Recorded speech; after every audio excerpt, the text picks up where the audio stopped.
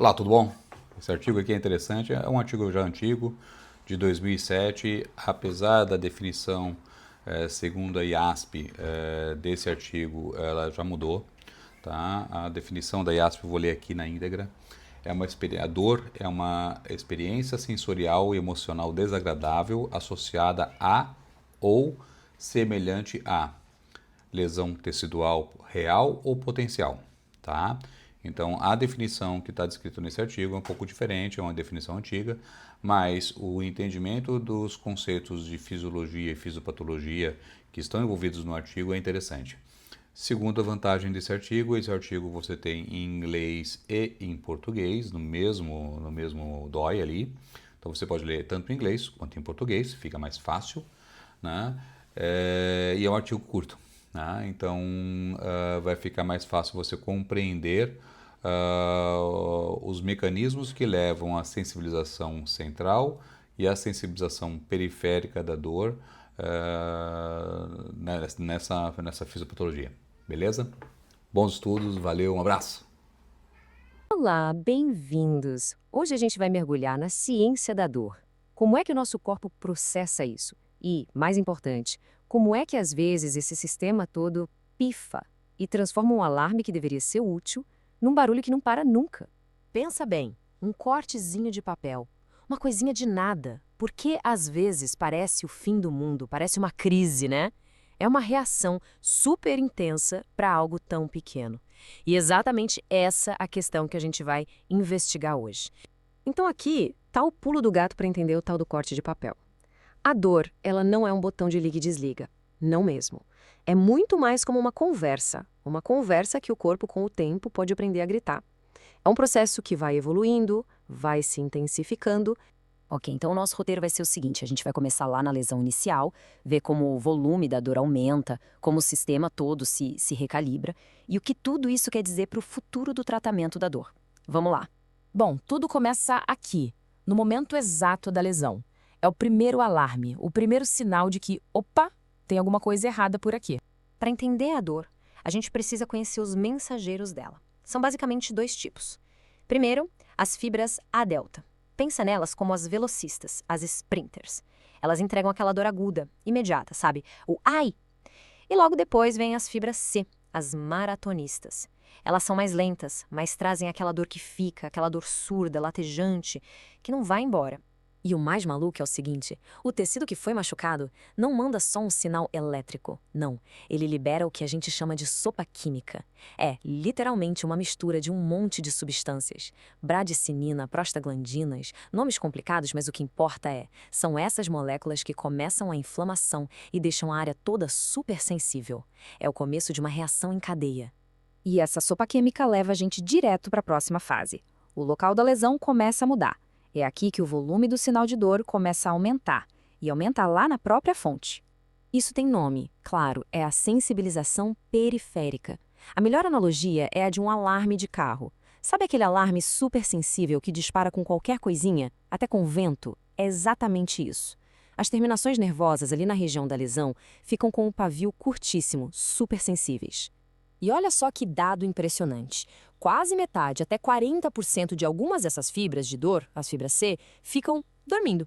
Elas são silenciosas, não fazem nada no dia a dia. Mas aí, quando aquela sopa química da lesão aparece, elas acordam, são ativadas e entram no jogo. E qual é o resultado disso todo? Simples. O sinal de perigo que vai para a medula espinhal agora é muito, mas muito mais alto do que a lesão original faria supor. O sistema já está gritando, mesmo que machucado tenha sido pequeno. Ok, então vamos seguir o rastro desse sinal, que já está super amplificado. Ele sai da periferia e vai para a próxima parada obrigatória, a medula espinhal. E aqui é fundamental entender uma coisa. A medula espinhal não é só um fio que transmite a mensagem. De jeito nenhum.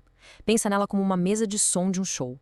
Ela pode aumentar o volume, diminuir, mexer nos graves, nos agudos. Ela processa e altera a mensagem antes de mandar para o cérebro. É exatamente o que essa citação diz. O que acontece nesses circuitos da medula é o que vai decidir o que de fato chega no cérebro. Ou seja, a medula funciona como um porteiro, um segurança de balada. Ela filtra, amplifica, decide quem entra. E isso muda completamente a nossa percepção final da dor. E agora, a gente chega no ponto central da nossa história. É aqui que o jogo vira. O sistema da dor pode sofrer mudanças que duram para sempre. Ele basicamente se reprograma para sentir mais dor e com mais facilidade. Esse é o conceito-chave para entender a dor crônica: sensibilização central. É um negócio chamado neuroplasticidade, que é a capacidade do cérebro de mudar. Só que, nesse caso, é uma mudança pro mal. O sistema nervoso central cria uma memória muscular para a dor. Ele fica craque, fica super eficiente em gerar a sensação de dor. Mas como é que isso acontece na prática? Imagina assim. Primeiro, chega uma avalanche de sinais batendo na porta do neurônio. Essa batida constante consegue abrir uns portões especiais, os tais receptores NMDA. Normalmente tem um segurança na porta, um íon de magnésio, bloqueando a entrada. Mas com tanta gente batendo, ele sai do caminho.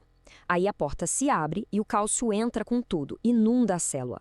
E essa inundação de cálcio ativa genes lá dentro que fazem uma reforma geral no neurônio. Ele é remodelado para ser mais sensível, permanentemente. Olha, esse diagrama parece uma loucura, né? E é.